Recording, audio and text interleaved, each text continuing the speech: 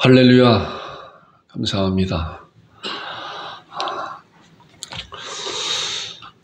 우리가 기다렸던 우리 또 성탄주일 이렇게 왔습니다. 날짜가 굉장히 많이 이렇게 이제 가는 것 같습니다. 그래서 우리 성탄절에는 정말로 여기다가도 있지만 기쁘다 굳이 오셨네가 얼마나 귀한 말씀인가. 간단한 그런 내용이면서도 너무도 귀한 말씀이다. 제가 그전에도 한번 그런 얘기 했었어요. 저는 정말 좋은 목사님들을 만났다. 또는 좋은 믿음의 그 선배들을 이렇게 만났다. 제가 자라오면서 그렇게 생각이 되어져요. 제가 주일학교 교사를 이제 거의 한 30년 정도, 그 정도 주일학교 교사를 하고, 또 주일학교 행사를 이제 많이 하잖아요. 지금 많이 이제 그런 것이 이제 이렇게 없어진 것 같아요. 보니까 24일 날은 아주 대단한 교회 잔치예요. 또 보면은 우리 이 양국 지역에서도 뭐 불과 한 3, 40년 전 그때만 해도 교회에서 24일 날 이제 성탄 전야 밤이라 그래서 크리스마스 이브라 그래서 우리 주일학교 어린이들이 주일학교 학생회 유치부까지 다 해서 준비하고 이제 그랬잖아요. 그러면은 제가 양국 제1교회 이제 그 모교회인데 제가 주일학교 교사로서 또 총무로서 또 교육부 이런 부장으로서 이렇게 쭉 이렇게 섬겨 왔었는데 한 250명, 이제 어느 때 되기는 한 250명 정도가 돼요, 아이들이. 자, 이 좁은 동네에서 아이들, 또 우리 교회뿐만 아니라 다른 교회도 또 있잖아요. 그러면은 그 이야기는 뭐냐고 하면은 24일 날은 전 동네가 내 아들, 내 자녀가 교회에서 나와서 잠깐이라도 나와서 찬양 드리고 또 연극하고 한다고 하면은 우리 부모님들 또 할머니, 할아버지들이 내 손주가, 내 자녀가 무엇을 할까 하고 이렇게 와서 보잖아요. 그러니까 모든 동네가 24일 날에 다 잔치에 보니까 그랬어요. 그런데 불과 이제 20, 30년 지나고 나니까 지금은 그렇지 않은 것 같아요. 그때만 해도 세상 문화가, 교회가 세상 문화를 이끌어가는 그런 시대였었어요. 그런 가운데 있는데, 제가 오늘 이제 본문에 대한 말씀을 이렇게 제목을 성탄의 의미라고 하는 그런 것을 이렇게 생각을 해봤어요. 과연 성탄의 의미가 무엇인가? 그런데 지금 우리가 살고 있는 이 시대가 어떤 시대를 흘러가고 있는 것인가? 그렇잖아요. 지금 믿지 않는 그런 분들도 또 믿는 분들도 성탄의 의미에 대해서 정확히 알지 못하는 가운데 즐기는 문화가 얼마나 팽배해 있는 것인가?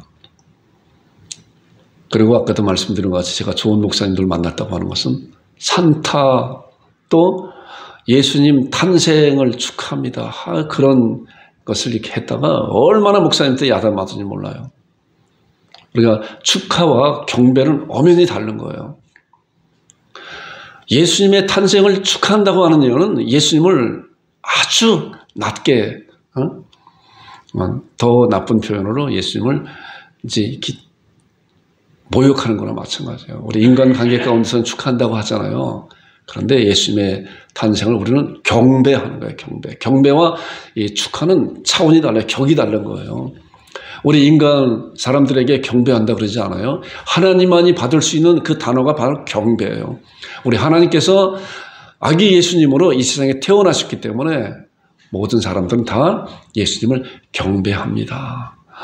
그 전에 주일학교 교사였을 때 탄생합니다 라고 그런 얘기 했었다. 저 축하합니다 얘기할 때 우리 목사님한테 아주 야단 맞은 거가 지금도 수십 년이 흘렀으면서도 그것이 이렇게 기억이 돼요.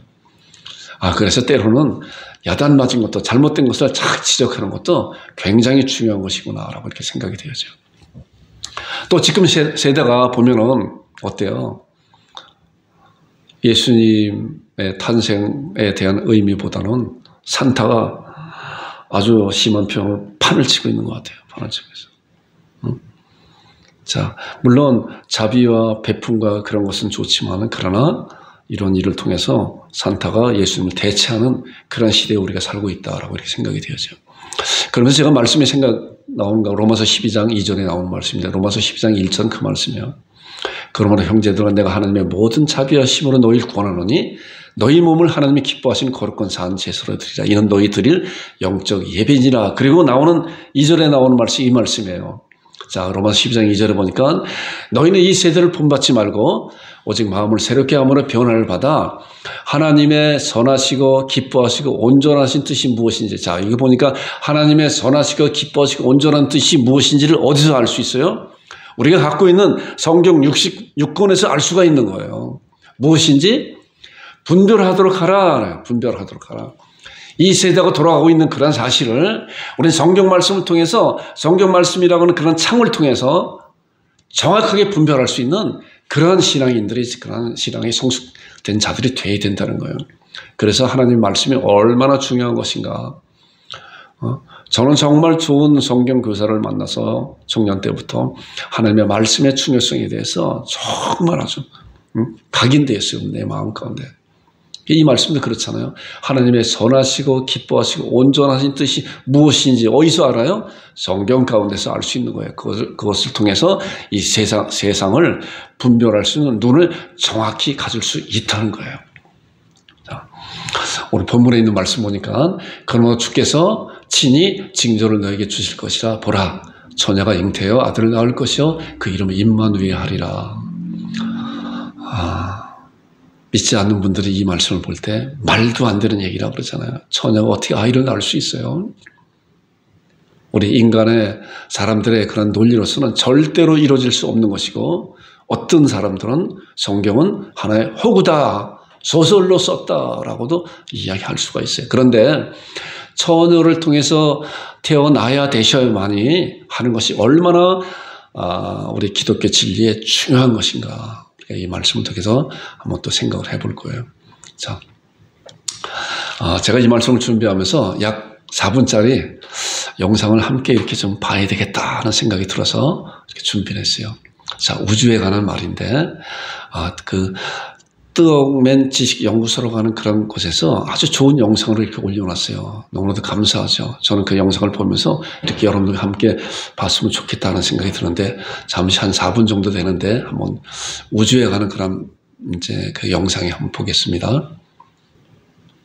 안드로메다 은하. 천문학에 전혀 관심이 없더라도 많은 사람들이 익히 알고 있는 은하죠. 지구로부터 약 250만 광년이나 떨어져 있으니 빛의 속도로 가더라도 250만 년이나 걸리는 끔찍하게 먼 거리에 있으며, 만약 인류가 만든 가장 빠른 우주선으로 여행한다면 가는 데만 대략 150억 년 정도가 소요되고 다시 돌아오려면 총 300억 년이나 걸리게 됩니다. 우리 은하는 약 4천억 개의 항성으로 이루어져 있지만 안드로메다 은하는 그보다 2배 이상 많은 약 1조 개의 항성으로 이루어져 있습니다. 1조 개의 별이 어느 정도나 되는지 짐작이 쉽게 되지 않는데요. 지금부터 보여드리는 바로 이 사진을 보신다면 안드로메다 은하의 크기를 조금이나마 느껴보실 수 있습니다. 나사는 지난 2015년 허블 우주 망원경으로 찍은 사진 411장을 이어붙여 만든 커다란 안드로메다 사진을 공개했는데요. 역대 공개된 허블 망원경 사진 중 가장 큰 사이즈를 자랑하는 이 사진은 안드로메다 3분의 1가량의 모습을 우리에게 생생하게 보여주고 있습니다.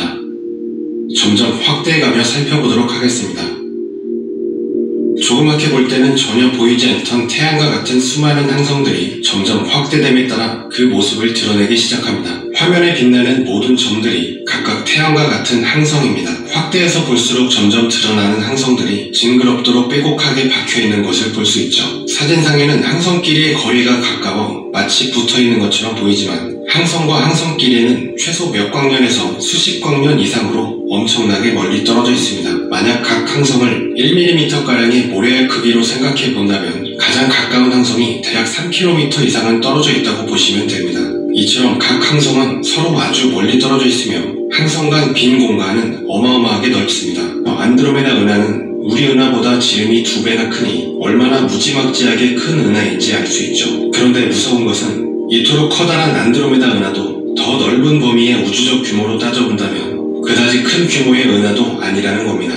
인류가 지금까지 발견한 것 중 가장 큰 은하는 IC1101로 불리는 은하인데 직경 600만 광년 정도로 안드로메다 은하보다 지름이 30배가량 더 크며 은하를 구성하고 있는 별의 수는 무려 100조 개나 됩니다.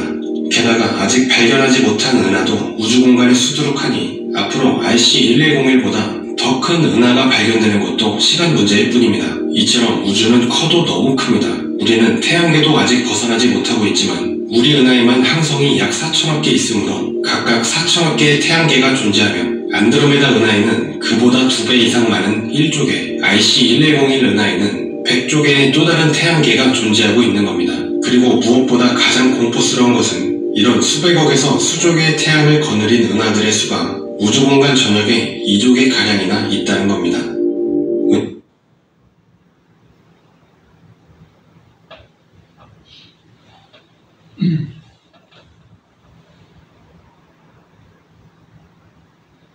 아, 38만 킬로미터 떨어진 달에서 본 지구는 하나의 푸른 콩처럼 작아 보인다. 그런데 아쉽게도 여기까지가 인간이 지구에서 가장 멀리 떠나온 거리다. 자, 그렇다면 사람 없이 여행 중인 탐사선 중 지구에서 가장 멀리 떨어져 있는 탐사선은 어디에 있으며 그곳에서 본 지구의 모습은 어떨까? 1990년 2월 14일 발렌타인데이에 일어난 일이다. 보이저 호는 처음으로 카메라를 돌려 지구를 촬영한다. 이 사진이 바로 40AU에서 바라본 지구의 모습이다. 저 파란색 점, 스마트폰 스크린에 묻은 먼지만큼 작아 보이는 이 작은 점이 우리들의 지구다.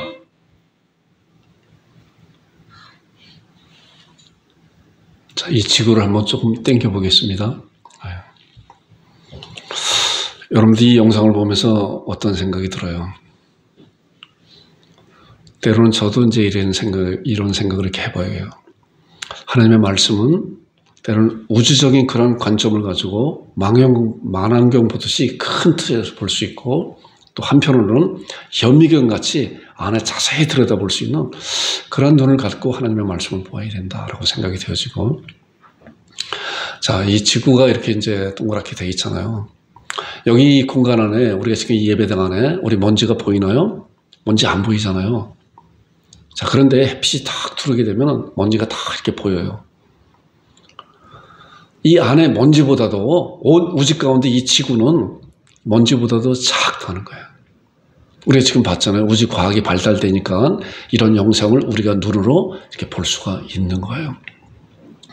자, 제가 왜 이 영상을 여러분들과 함께 이렇게 말씀을 나누냐고 하면은 한번 이제 말씀을 보겠습니다. 자, 이사야 34장 16절에 있는 말씀 보니까 참으로 놀라운 그런 말씀이에요. 하나님께서 우리에게 주신 이 성경 66권의 말씀이 어떠한 말씀인가 라는 말씀을 하고 있는 거예요. 너희는 여호와의 책을 자세히 읽어보라. 너희는 여호와의 책을 자세히 읽어보라. 이것들 가운데 빠진 것이 하나도 없고 제 짝이 없는 것이 없으리니 이는 여호와의 입이 이를 명하셨고 그의 영이 이것들을 모으셨습니다. 자, 그렇기 때문에 하나님의 말씀은 완벽한 그런 말씀이라고 이 말씀을 통해서 우리가 알 수가 있는 거예요. 우리가 알지 못하는 또 인간의 그런 지식으로 아까 말씀같이 처녀가 어떻게 아이를 낳을 수 있는 것인가, 도저히 그건 믿지 못해 라고 이야기할 수가 있는데, 그러나 하나님께서는 이 온 우주가 얼마나 커요. 우리가 상상치도 못하는 그런 놀라운 우주라는 거예요.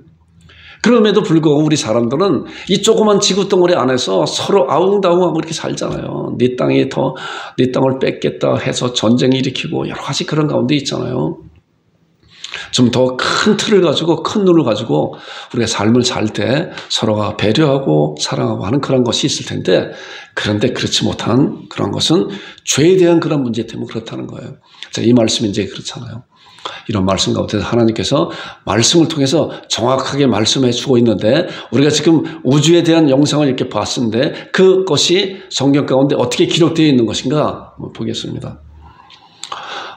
저는 어떤 면에서는 하나님 말씀을 좀 더 이렇게 찾아보고 짝을 맞추려고 하는 그런 신앙을 이렇게 좀 갖고 있어서 말씀을 이렇게 이제 연구해 봐요. 그래서 하나님의 말씀은 숨겨져 있는 보물과 같다. 숨겨진 보물.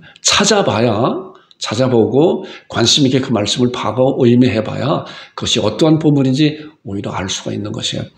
자, 욥기 26장 7절과 8절에 있는 말씀을 보니까 이 말씀이 있어요. 그는 북쪽 허공을 펴시며 땅을 아무것도 없는 곳에 다시니 그전 성령의 땅을 공간에 다셨다 이제 하는 말씀이에요. 물을 빽빽한 구름에 싸시나 그 밑에 구름이 찢어지지 아니하니라. 자, 이 말씀을 보니까 이 말씀이 어떤 생각이 나요? 북쪽 허공을 펴시면, 하나님께서 펴시면 땅을 아무것도 공간에 달았다. 자, 우리가 우주 과학이 발달되니까 우리 지구가, 별들이 다 공간에 떠 있잖아요.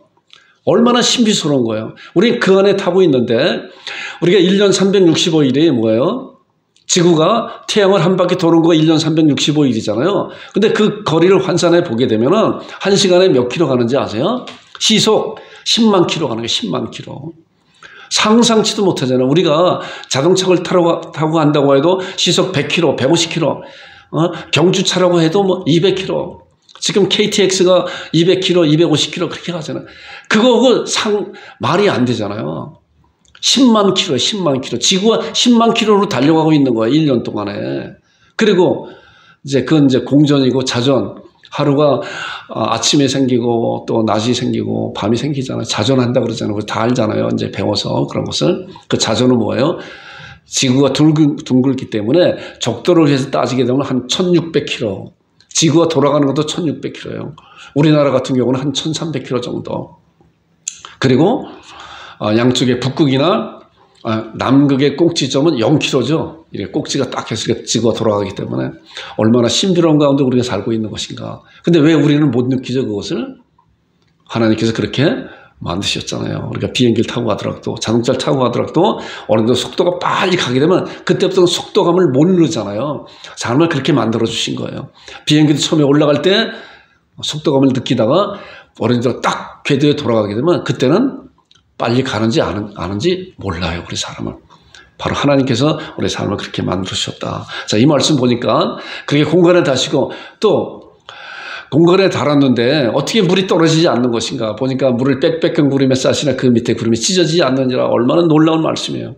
지구의 중력이 있잖아요. 그렇기 때문에 물이 밑으로 떨어지지 않고 사람이 떨어지지 않는 그런 것이에요. 이게 성경에 기록되어 있는 말씀이에요. 자, 그 다음에 보세요. 고린도서 12장 2절에 보니까 이제 그런 말씀이에요. 자, 우리가 대기권에 있는 것을 이제 하늘이라 그러잖아요. 우주 가운데 있는 것도 하늘이에요. 자, 우리가 지금 보고 있는 것이 하늘이잖아요. 공간, 하늘. 그런데 지구에 대기권이 있잖아요. 대기권. 그 대기권을 뚫고 나가게 되면 이제 우주 공간이 있죠. 자, 성경 보니까 이런 말씀이 있어요. 12장 2절에 보니까 내가 그리스도 안에 이제 사도 바울이 말한 건데, 고백하는 건데, 한 사람을 아노니 그는 14년 전에 셋째 하늘에 이끌어 간지라. 자, 이 말씀 보니까 첫째 하늘이 있고 둘째 하늘이 있으니까 셋째 하늘이라고 그러잖아요. 하나님이 계신 그곳이 셋째 하늘이라는 거, 셋째 하늘. 그래, 첫째 하늘은 우리 지구의 그 대기권 안에 있는 그 하늘을 우리가 보는 그 하늘이 첫째 하늘, 둘째 하늘은 우주 공간에 있는 하늘이 둘째 하늘, 그 다음에 셋째 하늘, 그 너머에 있는 그 하늘, 우리가 상상치 못하는 그 하늘, 그 천국, 하나님이 계신 그곳이 바로 셋째 하늘이라고 이렇게 성경에는 정확하게 말씀하고 있는 거예요. 그래서 아까 그 말씀같이 너희는 여호와의 책을 자세히 읽어보라. 그것이 하나도 짝이 없는 것이 없고 빠진 것이 없으니 이는 여호와의 입에 이를 명하시고 그의 신이 이것들을 모으셨다라고 하는 그 말씀이 얼마나 정확한 말씀인가. 자, 그런데 셋째 하늘에만 계신 하나님이 아니시라. 자, 셋째 하늘을 올려갔다 그랬잖아요. 예레미야 23장 24절을 보니까 이 말씀이야. 여호와의 말씀이라 사람이 내게 보이지 아니하려고 누가 자신을 은밀한 곳에 숨길 수 있겠느냐? 여호와가 말하노라 나는 천지에 충만하지 않느냐. 셋째 하늘뿐만 아니라 온 첫째 하늘, 둘째 하늘, 온 천지 가운데 충만하신 분이 하나님이세요. 그렇기 때문에 우리의 마음을 감찰하시고 우리의 머리털까지 세시는 분이고 지금도 이 자리에서 우리의 예배를 받으시는 하나님이시라고 하는 놀라운 사실을 우리가 이런 성경을 통해서 알게 되는 거예요. 그렇기 때문에 우리가 하나님 앞에 예배드릴 때 마음으로 전심으로 진심으로 하나님 앞에 예배드리는, 그래서 영과 진리로 예배하는 자를 하나님께서 찾으신다고 그러는 거예요. 여러분과 제가 하나님의 기뻐받는 예배자가 되기를 주님의 축원드립니다. 자, 이제 창세기 1장에 보니까 이제 이런 말씀이 있어요. 온 우주 가운데 중심이 무엇인가? 자, 하나님 말씀을 통해서 이제 보는 거예요. 보니까 하나님이 두 큰 광명체를 만드사, 자, 두 큰 광명체는 이제 밑에 나오는 말씀이 이제 태양과 달을 얘기하는 거거든요. 큰 광명체로 낮을 태양이죠. 작은 광명체로 밤을 달이잖아요. 그 다음에 별들을 만드시고, 저는 이 말씀을 볼 때 큰 광명체, 작은 광명체, 그런데 별 만들었다라고 하는 것이 아니라 별들을 만들었다는 별들을. 얼마나 정확한, 하나도 빠지지 않는 그런 말씀인가. 수많은 별들, 우주 가운데 있는 수많은 별들을 하나님께 만드셨다. 그런데 이 만드신 중요한 것이 무엇인가 보니까 하나님이 그것들을 하늘에 두사 궁창에 두며 땅을 비추게 하셨다. 온 우주의 중심이 지구라는 거예요. 먼지만도 작은 그 지구가 하나님께서 관심을 가지시고 온 우주를 만드시고 지구를 향해서 만들어 주셨다고 하는 그런 사실을 우리가 이러한 성경을 통해서 알게 되는 거예요. 믿으세요? 하나님 말씀이 이렇게 정확하게, 그래서 아까 그 말씀이 정확하게 하나님께서 성경 가운데 말씀하고 있구나, 완벽한 말씀이구나 생각합니다. 자, 요한일서. 그런데 이 지구 가운데 가장 중요하게 하나님께서 관심을 갖고 있는 것이 뭐예요? 요한일서 4장 10절에 보니까, 자 보세요. 사랑은 여기 있으니 우리가 하나님을 사랑한 것이 아니라, 자, 사랑은 여기 있으니 내가 하나님을 사랑한 것이 아니라고도 해도 괜찮잖아요. 내가 하나님을 사랑한 것이 아니라 하나님이 나를 사랑하사, 우리를 사랑하사 우리 죄를, 나라의 죄를 속하기 위해 화목제물을 그 아들을 보내셨습니다. 뭐예요? 지구 가운데 가장 중요하게 여기시는 것이, 관심사가 하나님께서 나예요, 여러분들이라는 거예요. 학교에 이제 초등학교 1학년 학교에 이렇게 들어갔을 때 아이들이 몇백 명, 몇천 명이 있다고 그래도 내 눈에 보이는 것은 누구예요? 내 아이야, 내 아이. 내 손주예요, 내 손주만 보이는 거예요. 바로 이와 같이 하나님께서 이 지구 가운데, 온 우주 가운데 지구가 제일 잘 보이고 지구에 관심이 있고, 그 다음에 지구 가운데 뭐예요? 나에 관심이 있다는 거예요, 나에. 그래서 예수님께서 잃어버린 한 양을 찾으러 가셨잖아요. 물론 99마리 그 양도 잃어버린 양이었었던데, 마찬가지로 한 영혼을 찾으러 가시는데 바로 그 한 영혼이 나잖아요. 하나님께서 나에 그렇게 관심을 갖고 계시다는 거예요. 그렇기 때문에 하나님의 보물 1호가, 제가 이 표현을 이제 하잖아요. 나잖아요. 우리 하윤이한테 뭐 물어봤더니, 야, 네 집에서 보물 1호가 누구냐 그랬더니 나라서 그러잖아요. 내가 그런 얘기를 들으면서, 그래, 맞다. 보물 1호가 너다. 우리 하나님 앞에 보물 1호가 나예요, 여러분들이에요. 그래서 우리는 그런 자존감을 가져야 돼요. 그런 감사함을 가져야 돼요. 그 하나님께서, 보세요, 아까 봤잖아요. 그 온 우주, 우리 상상치도 못하는 그 엄청난 우주를 창조하시고 운행하시고 다스리시고 이끄시는 그 하나님께서 온 관심이 나에게 있다니까요. 여러분들에게 있다니까요. 이 말씀을 보세요. 그래서 나에게 관심을 가지시고 나를 사랑하기 위해서 누구를 보냈어요? 그 아들을 보내셨다는데, 그 아들이 바로 예수 그리스도. 다음에 있는 말씀. 예수 그리스도는 이제 초림에 대한 예언을 그냥 갑자기 오신 것이 아니에요. 예수님께서는 이미 구약 성경을 통해서 예언하신 거예요. 제가 좀 이제 빨리빨리 이렇게 이제 말씀을 나눌 거예요. 이미 아는 말씀들이기 때문에 우리가 성경을 찾아가면서 말씀을 해야 되는데, 제가 이미 성경을 찾아놓고 화면에 띄워놨으니까 말씀에 집중하시기 바랍니다. 자, 초림에 대한 예언이 우리가 잘 아는 말씀 같이 이제 4군데 이렇게 제가 선택을 해봤어요. 창세기 3장 15절에 보니까, 내가 너로 여자와 원수가 되고 내 후손도 여자의 후손과 원수가 되게 하리니 여자의 후손은 내 머리를 상해할 것이야. 자, 이거 뭐예요? 사단 마귀가 아담과 하와를 꼬드겨서 속여서 선악과를 먹게 하고 난 다음에 하나님께서 사단 마귀를 저주하는 거잖아요. 내 후손은, 여자의 후손은 내 머리를 상해할 것이다. 이 여자의 후손이 누구예요? 여자의 후손이 당시에 이렇게 크게 예언된 말씀이에요. 자, 여자의 후손이 누군가 보세요. 우리 본문 말씀 봤잖아요.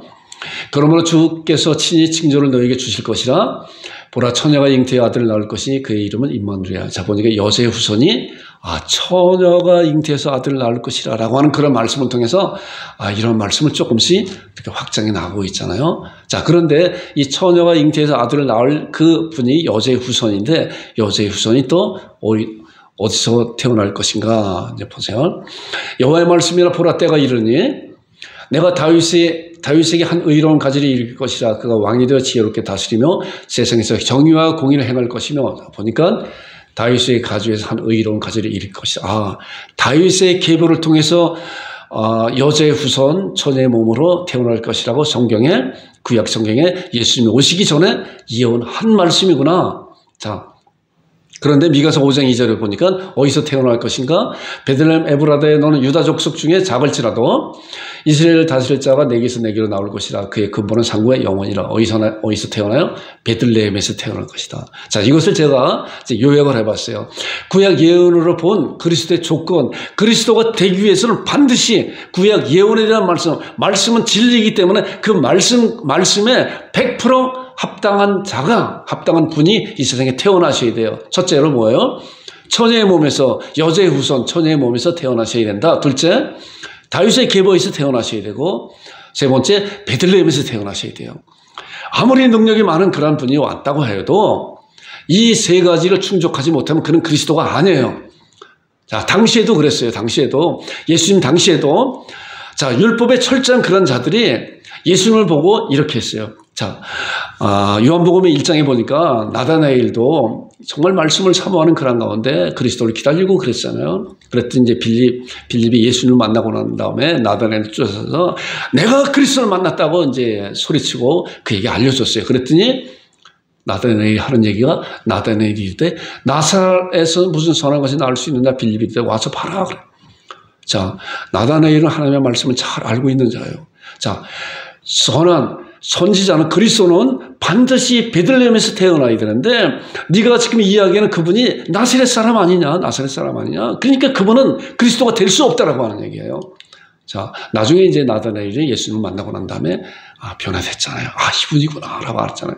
요한복음 7장에 가면 또 그런 말씀이 있어요. 보니까 어떤 사람은 그리스도를 하여 어떤 이들은 그리스도가 어찌 갈릴리에서 나오느냐. 자, 당시의 유대인들은 하나님의 말씀을 얼마나 철저히 교육을 잘 받았는지, 그리스도는 반드시 베들레헴에서 태어난다고 하는 미가서 5장 2절에 그런 말씀을 알기 때문에 그리스도가 어찌 갈릴리에서 나오냐. 갈릴리가 이제 그 나사렛 그 동네가 갈릴리 그 지방이잖아요. 그러면서 성경에 이르기를 그리스도는 다윗의 씨로 또 다윗이 살던 마을 베들레헴에서 나오리라 하지 않았느냐. 얼마나 성경을 잘 알아요. 그렇기 때문에 베들레헴에서 태어나는 것들 드러난 비밀이라는 거예요. 드러난 비밀. 지금도 마찬가지로 예수 그리스도의 그리스도 대신 그것은 드러난 비밀이에요. 우리는 그 비밀을 깨닫고 알고 그분이 우리의 주님이시고 그분이 앞으로 이 세상에 오실 재림 예수님이라고 우리는 믿고 기다리고, 그분이 삼위의 하나님이시고 성삼위 하나님으로 우리 하나님 앞에 예배 드리잖아요. 그러나 이 세상에 아무리 지식이 많은 그런 자라고 해도 이런 사실을 알지 못하면, 영원히 떠 있지 않으면 하나님을 하나님으로 믿지 못하고 예수 그리스도를 주님으로 그리스도로 믿지 못하는 거예요. 그렇기 때문에 우리는 얼마나 놀라운 은혜 가운데 있는 것인가, 이런 걸 생각할 때 하나님 앞에 감사드리는 여러분들과 제가 되기를 주님으로 축원드립니다. 자, 이제 한번 확인해 보겠습니다. 처녀의 몸에서 태어나는 그런 장면이 누가복음 1장부터 쫙 나오고 있거든요.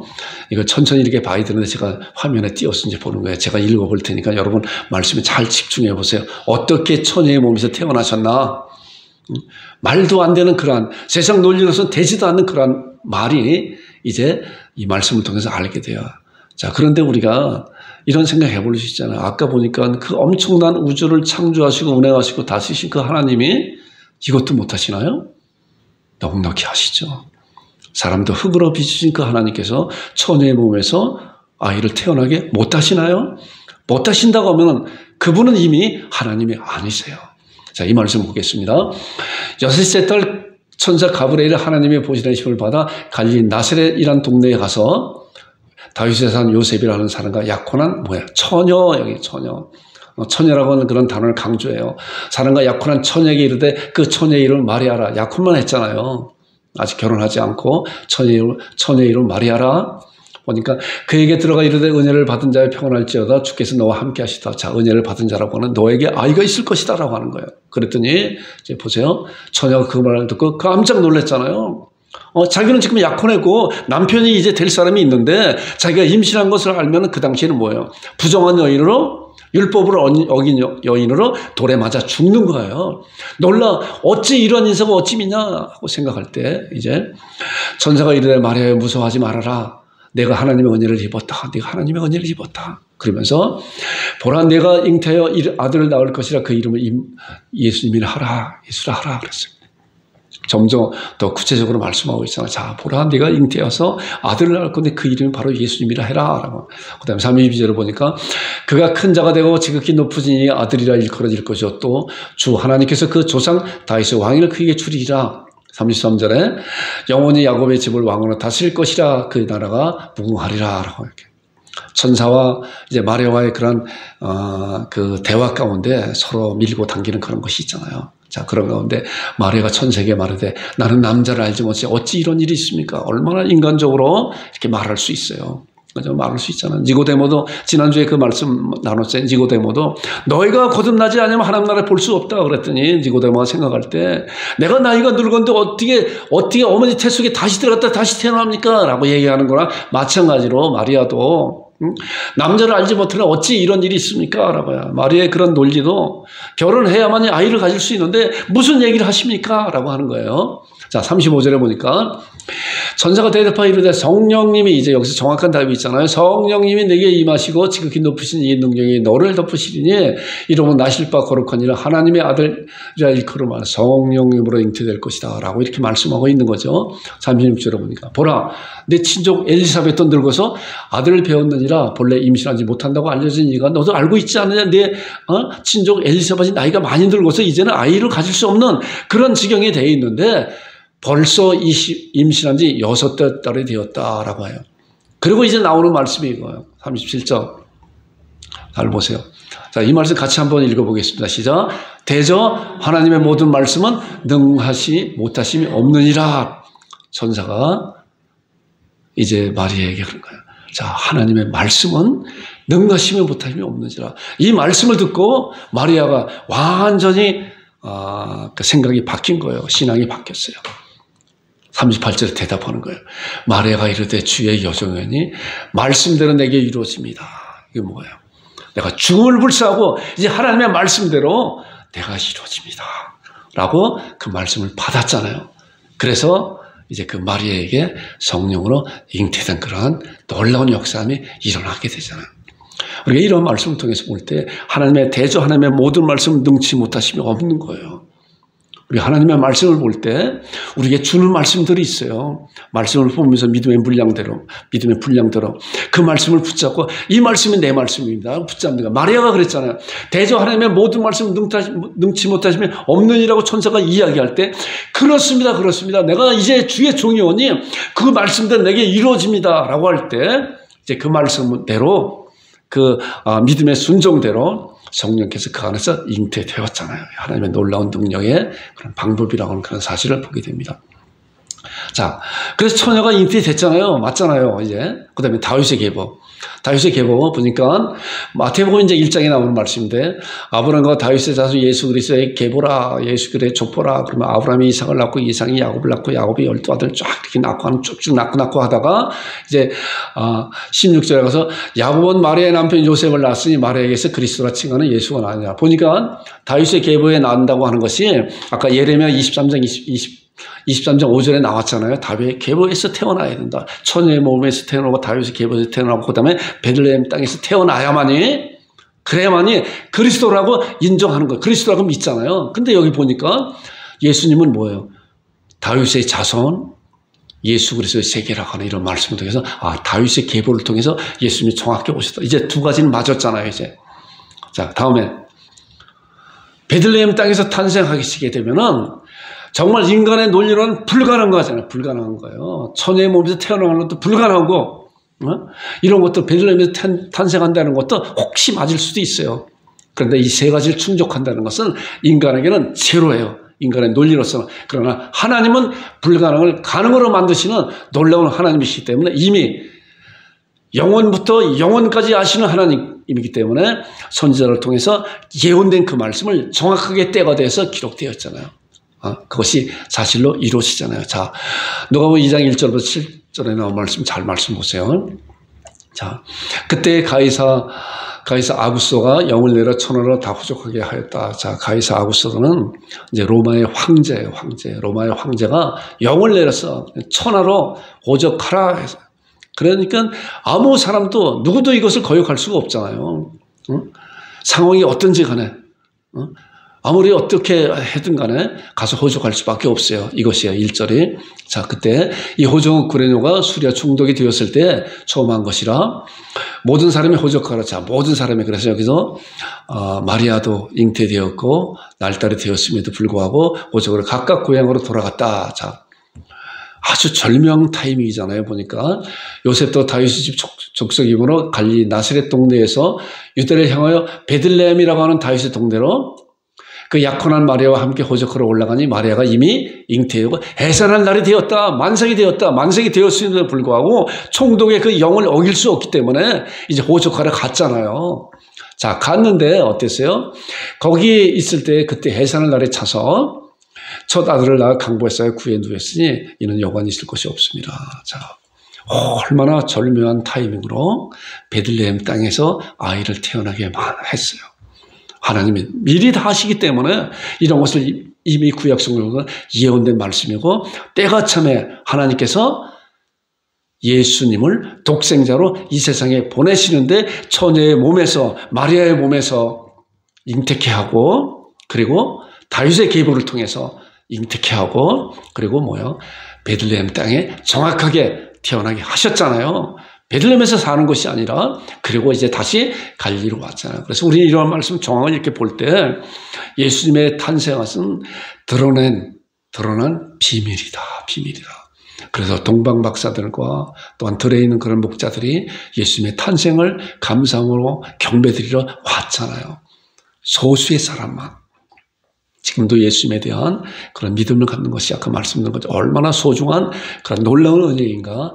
여러분들 감사함으로 기쁨으로 하나님 앞에 찬양드려 경배드리는 여러분들과 제가 되기를 주님 여러분 축원드립니다. 자, 이러고 난 다음에 구약의 여러분 그리스도 조건이 이제 다 맞았잖아요. 그럼에도 불구하고 이런 맞음을 알지 못하는 자들은 예수님을 그리스도라고 믿지 않는 거예요. 자, 누가복음 2장 10절에 보니까 이제 천사가 이를 무서워하지 말라. 이제 목자들에게 말하는 거예요. 온 백성이 미칠 큰 기쁨의 좋은 소식을 너에게 전하노라. 오늘 다윗의 동네에 너희를 위해 구주가 나시니 곧 그리스도 주시라. 자, 이제 예수님께서 모든 것을 충족하고 구약에서 예언된 그런 말씀에 대한 100% 성취하시면서 이 세상에 오신 그런 것을 보면서 천사가 그 목자들에게 자, 큰 기쁨의 좋은 소식을 너에게 전하노라. 오늘 이 말씀을 듣는 우리 양국장 참빛교회 성도들에게도 또 이 말씀을 듣는 모든 이에게도 큰 기쁨의 좋은 소식을 우리에게 나에게 전하노라. 천사가 그 소식이 뭐예요? 나를 위하여 구주가 그리스도가 나셨다. 다윗 동네라고 하는 그런 이것이 바로 성탄의 귀한 그런 의미이고 이제 이 말씀을 보니까 마태복음 1장 21절에 그 말씀이에요. 보세요. 전하는 말씀입니다. 아들을 낳으리니 이름은 예수라 하라.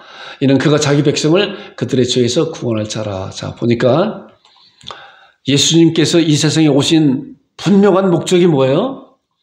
아들을 낳을 것이 이름은 예수라 하라. 이는 그가 자기 백성을 그가 나와 여러분들을 우리들의 그런 죄에서 구원할 자로 이 세상에 오신 거예요. 이것이 성탄의 중요한 의미예요. 이것이 산타를 말미암아 노란하고 즐기고 하는 그런 날이 아니라 우리 믿는 사람들은 정확하게 이런 말씀을 잘 알고 이런 말씀을 통해서 감사함으로 기쁨으로 나를 위해서 예수 그리스도께서 구원할 자로 이 세상에 2000년 전에 베들레헴 땅에 다윗의 계보를 통해서 이 세상에 오신 거구나 라고 하는 것을 우리가 신앙할 때 우리가 드려지는 감사와 찬송의 그 질이 다른 거예요. 그 크기와 그 깊이가 다른 거예요. 이런 것을 잘 알지 못하니까 성탄절이라고 해서 믿는 분이든 믿지 않는 분이든 그냥 즐기는 그런 것이 아니라 우리는 이러한 사실을 통해서 기쁨으로 감사함으로 하나님 앞에 경배드리고 찬양드리는 그런 사실을 우리가 이 성경을 통해서 정확히 잘 알고 드려지는 여러분과 저희가 되기를 바랍니다. 자, 이 말씀을 통해서 이제 다 장하게 말씀드리지 않아도 예수님께서 자기 백성의 우리의 죄를 위해서 구원을 이 세상에 오셔서 무슨 일을 하셨어요? 다 하셨잖아요. 가진 고난과 멸시와 조롱과 핍박을 당하면서 십자가상에 돌아가시면서 마지막으로 무슨 말씀하셨어요? 19장 30절에 보니까 예수께서 심부들 받을 위해 뭐예요? 다 이뤘다 하시고 그 머리를 숙이 영원히 돌아가시니라. 뭐예요? 다 이뤘다는 거예요. 이 말씀 제가 자주 드리잖아요. 아주 귀한 놀라운 말씀이에요. 뭘 다 이뤘어요?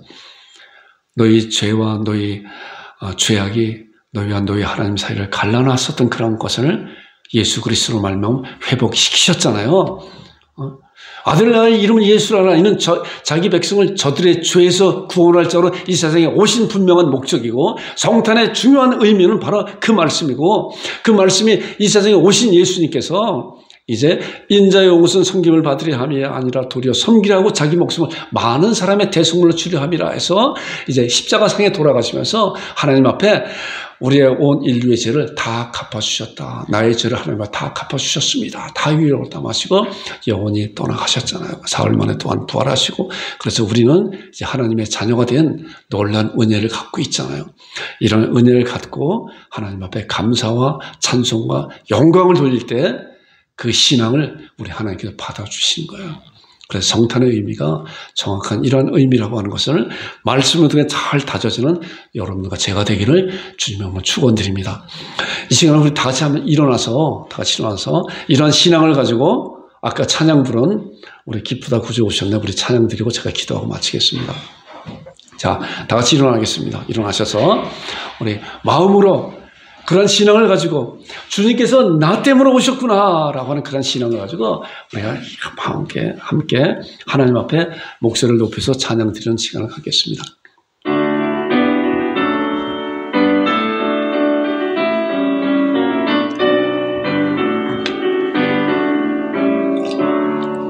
기쁘다 구주 오셨네, 만 백성 맞으라 온 교회여 다 일어나 다 찬양하여라, 다 찬양하여라, 다 찬양하여라. 구세주 탄생했으니 다 찬양하여라. 이 세상에 만물들아 다 화답하여라, 다 화답하여라, 다 화답하여라.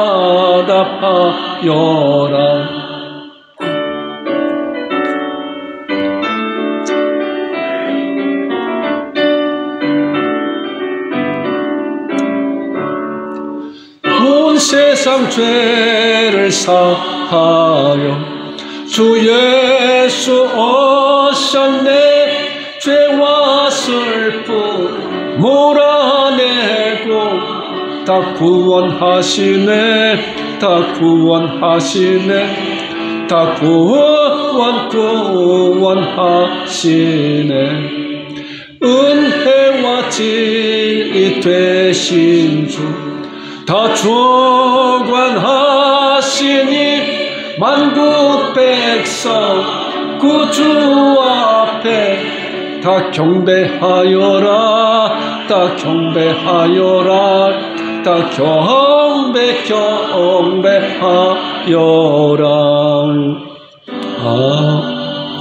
아멘.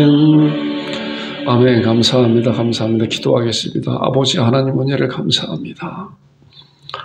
우리 주님께서 높고 높은 자리를 버리시고 낮고 낮은 이 땅에 우리 인간의 육신을 입고 이 세상에 오신 놀라운 은혜를 저희들 말씀 통해서 함께 은혜를 나눴습니다. 아버지 하나님, 이제 하나님의 탄생에 그러한 경배를 드리는 우리 온 성도들이 되게 하여 주시고, 탄생의 그 의미가 어떤 것이 정말 말씀을 듣게 잘 신앙하고 다져지게 하여 주셔서 하나님 앞에 감사드리고 찬양드리는 그런 것뿐만이 아니라 다른 이들에게도 이런 것을 잘 증거할 수 있는 우리 온 성도들 될 수 있도록 주께서 은혜 가운데 인도하여 주옵소서.